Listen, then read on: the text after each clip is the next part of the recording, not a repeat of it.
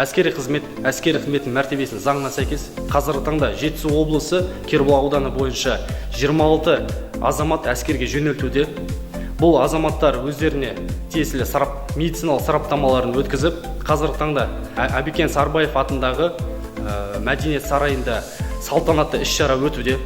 Осы іс-шараға Жетісу облысы қорғаныс істері жөніндегі департамент бастығының орынбасары қатысты, Кербұлақ ауданымыздың ардагерлері қатысты, Сарыөзек гарнизонының басшылық құрамы қатысты, және әскерге жөнелтуші сарбаздардың ата-аналары және оның туыстары қатысты.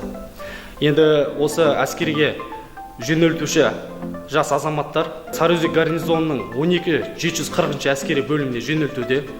Енді сарбаздарымызға тілеріміз, отан қорғаушыларымызға тілеріміз, өздеріне қойған тапсырмаларын жақсы деңгейде тапсырып өткізуіне тілектеспіз.